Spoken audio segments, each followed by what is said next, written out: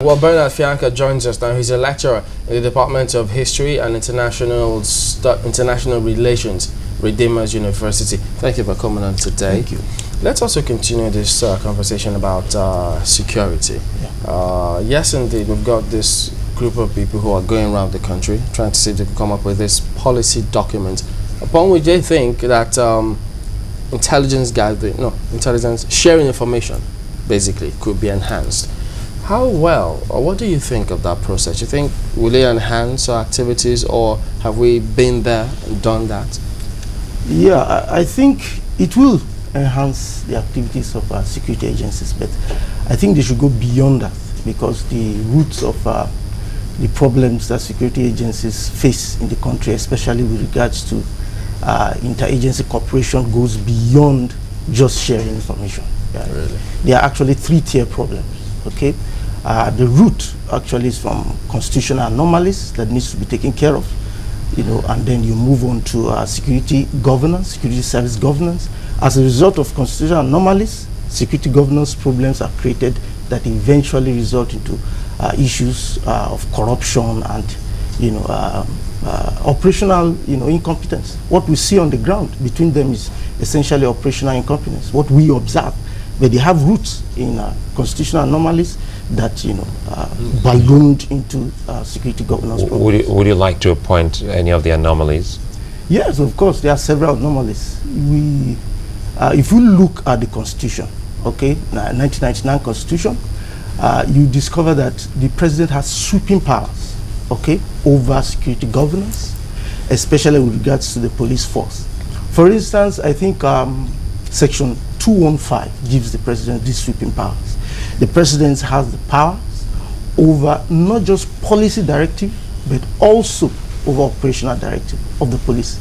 This is not supposed to be the case, especially in Western countries. You don't give the president those kind of powers, okay, because it now makes it partisan. Okay, the police chief is supposed to have operational directive control over the police force. He is the security expert. He knows how the police force is supposed to operate. Doesn't he have it? You say he's supposed to. He's supposed to. He doesn't have it. He doesn't have it? He doesn't have it. That's what the Constitution says. That the president has Section 215. The president has these powers.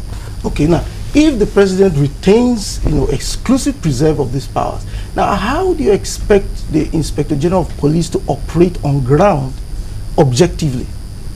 Now, if the president is going to relate with the police force with political partisan attitude, then that means that the politicization, okay, of the police force is already in place because of this constitutional anomaly.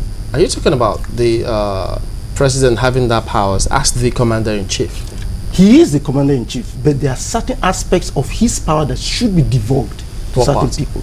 Of course, to the police, for instance. To the police, the police chief is supposed to have operational control over.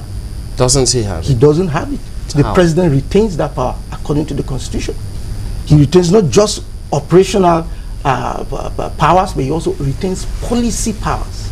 Okay, so in fact, our Constitution makes our president one of the most powerful in the world. Does this operational power which you talk about include how does the police operate? In terms of deploying members? How do they deploy? How do they, if the president says the police should slap a citizen, then it goes. But then, what about the objective, approach that the police should have? Because they are the producers, they know exactly how they should handle the people, how they should handle security issues. But that power is not retained in the office of the IG. Okay, so there are some issues. Okay, there are some issues. We see them manifest. Okay, in public. Regarding some of these security agencies, but then they have roots. Okay, historically, if you're able to go back, you're able to find out some of the roots of these problems. So even if they are able to create certain policy documents, okay, to bring about cooperation within these agencies, we have to be able to look back and deal with some of these things that create a kind of precedent to the problems in the first place. For instance, now, for some time back, we saw a situation whereby EFCC was branded as, instruments of political oppression. It's because the system is politicized. Wasn't that once upon a time? Well, I shouldn't be able to make valid judgments about that, okay, because it's a new administration. Have we seen any such trace now in this administration? Some of the traces, I would say that those traces are not much, okay. No, because the president has said time and again, he will not interfere in the activities of all of these agencies, including that of the police. No. He says, just do your job. Now, when you say just do your job, let's look at the background of doing your job. Like I said earlier on, if you look at the administrations before now, okay, how they made use of EFCC, okay, the same goes for the police and other agencies. Because the police are now partisan. Since both operation and policy powers come from the president, that means it's politicized. You have to operate on ground with reference to the person who is in power and the political party which is in power. Policies from the president or from the government?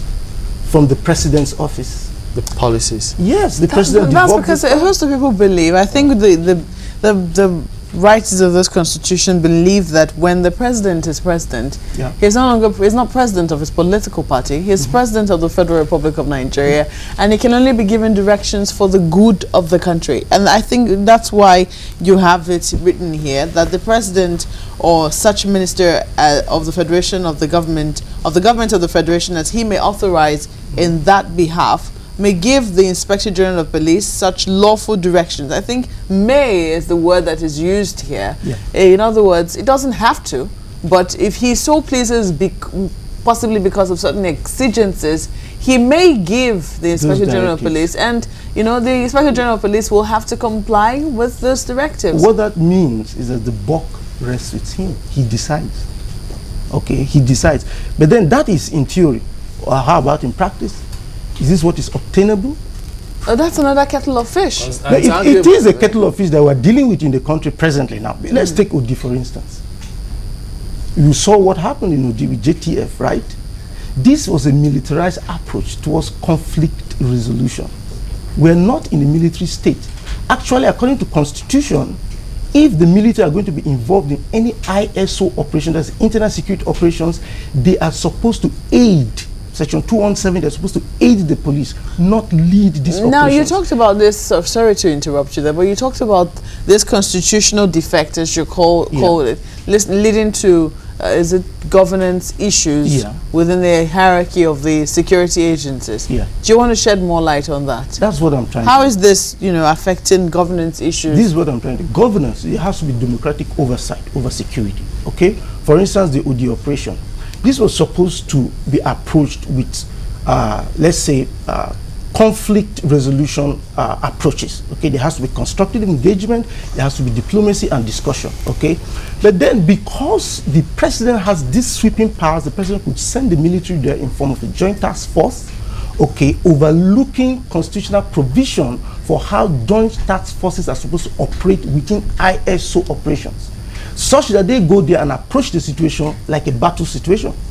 They bombard the people, ignore all kinds of human rights laws, okay? So this came from the office of the president. Now, if you look at the Constitution does not permit that. There are rules of engagement.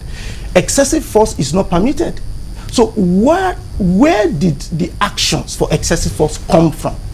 This is where security governance has a problem. Security has to be governed democratically. That's why we talk about democratic oversight.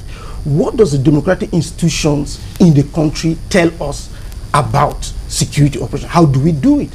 You can't just go there and then wipe the people out like that. When you say excessive force, it's not permitted. It comes across as though that's broad-based. In what circumstances? Is it across board or how? Of course it's across board, because if you look at the security arrangement in the country, the military is not supposed to be involved in ISO operations.